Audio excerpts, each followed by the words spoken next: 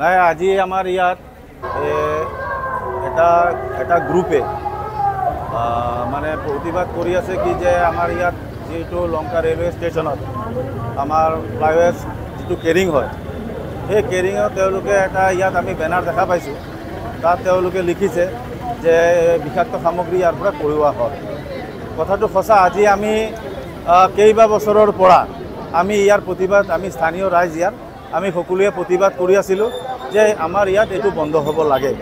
কিন্তু তেওঁলোকে বন্ধ কৰা নাই কেতিয়াবা মাজত 2 দিনৰ কাৰণে বন্ধ হ'লেও পিছত ইয়াত আহি তেওঁলোকে পুনৰ এই গাড়ী ইয়াত লোডিং আনলোডিং হৈ থাকে মাহত প্ৰায় 20খনৰ পৰা 25খন ইয়াত ৰেক ইয়াত আহে আৰু প্ৰতিটা ৰেকত প্ৰায় 50টাৰ পৰা 60টা ডাব্বা থাকে আমাৰ এই অঞ্চলৰ মানুহৰ আজি বিভিন্ন ধৰণৰ বেমাৰ আজাৰ হৈ আছে আমি প্ৰশাসনক জনাইছোঁ আজি আমাৰ লংকাতে হোক আমাৰ ডিসি ছাৰক এসপি ছাৰৰ হোক আমি সকলোকে জনোৱাৰ পিছতো আমি ইয়াৰ সুফল পোৱা নাই আজি আমি ইয়াত এটা বেলেগ এটা দৃশ্য দেখিলোঁ যে যিসকল মালিকে ইমান দিনে ইয়াত গাড়ী চলাই আছিলে তেওঁলোকে ভাড়া লৈ পেলাই কিবা এটা খেলিমেলি হোৱাৰ কাৰণে আজি বেলেগ এটা পাৰ্টিয়ে কামটো পাইছে আজি ৰাতিপুৱা 8টা বজালৈকে এই আজি যিসকল আন্দোলন কৰি আছে সেই মানুহখিনিৰে গাড়ী ইয়াত চলি আছিলে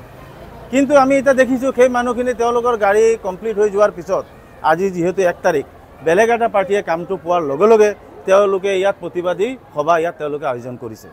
আমি তেওঁলোকে আজি যি প্ৰতিবাদ তেওঁলোকে ইয়াত সাব্যস্ত কৰিছে সেই আমি তেওঁলোকৰ প্ৰতিবাদত আমি সন্তুষ্ট যে আমি ইমান দিনে 5-6 বছৰে যি কথাটো কৈ আছিলোঁ আজি সেই কথাটো তেওঁলোকে আহি আমাৰ লগ দিছে কিন্তু কথাটো হ'ল ইমান দিনে এই মানুহখিনিয়ে আমাৰ কথাখিনি শুনা নাই তেওঁলোকে নিজৰ গাড়ীবিলাক চলাই আছিলে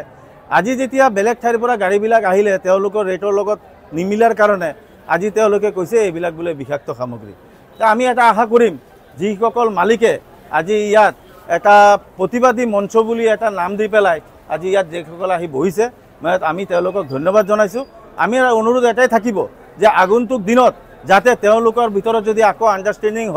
হৈ পেলাই আকৌ এইসকল মানুহে আকৌ ইয়াতে গাড়ী চলাবলৈ তেওঁলোকে আহিব তেওঁলোকক অনুৰোধ থাকিল যাতে তেওঁলোকে তেনেকুৱা কাম নকৰে আজি যিটো উদ্দেশ্য লৈ তেওঁলোক ইয়াত আহিছে আমিও আহিছোঁ এই প্ৰতিবাদ আমাৰ চলি থাকিব যেতিয়ালৈকে ইয়াত এইবিলাক বন্ধ নহ'ব তেতিয়ালৈকে আমাৰ প্ৰতিবাদ চলি থাকিব আৰু আমি ইয়াত গাড়ী চলিবলৈ আমি নিদিওঁ ইয়াত পাৰ্টি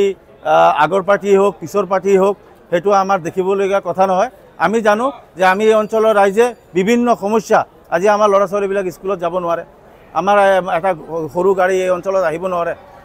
আমি 6 নম্বৰ ৱাৰ্ডৰ মানুহে আজি ৰাস্তা ঘাটৰ কাৰণে আমি বহুত অসুবিধাৰ আমাৰ সন্মুখীন হৈছে এই বৰষুণৰ ডাৱৰীয়া দিনত আজি আমাৰ মানুহবিলাক স্কুলত যাব নোৱাৰা হৈছে সৰু সৰু ল'ৰা ছোৱালীবিলাকে স্কুল বন্ধ কৰি আজি ঘৰত থাকিবলগীয়া অৱস্থা হৈছে এই কথাবিলাক এই মালিক খন্তাৰ মানুহবিলাকে বুজি নাপায় আজি তেওঁলোকে লংকা টাউনৰ বিভিন্ন ঠাইৰ পৰা তেওঁলোকে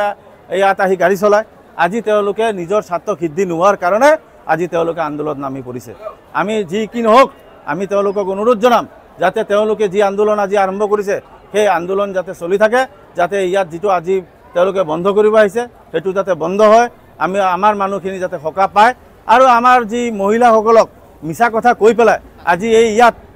আনি পেলাই এই আন্দোলনত জড়িত কৰিছে তেওঁলোকৰ নিজৰ যিটো উদ্দেশ্য তেওঁলোকৰ ৰেট বঢ়োৱাৰ যিটো কথা তেওঁলোকে ভাবি থৈছে সেইটো নিজৰ স্বাৰ্থ সিদ্ধি কৰাৰ কাৰণে আমাৰ সাধাৰণ মহিলাসকলক ব্যৱহাৰ কৰিছে আমাৰ এইটো দৃষ্টিগোচৰ হৈছে আমি আশা কৰিম ভৱিষ্যতে তেওঁলোকে যিটো উদ্দেশ্য সেই উদ্দেশ্যত আমাৰ ৰাস্তা ঘাটৰ যি উদ্দেশ্য সেইটোৰ কাৰণে তেওঁলোকে যাতে নামি আহে যাতে এনেকুৱা মালিক খন্তাৰ উচটনিত কিবা সুযোগ সুবিধা পোৱাৰ বিনিময়ত যাতে আৰু ৰাস্তা ঘাটত নামি নাহে তাৰ কাৰণে মই মোৰ ৱাৰ্ডৰ জনসাধাৰণক মই অনুৰোধ জনাইছোঁ এইখিনি মোৰ ক'বলগীয়া কথা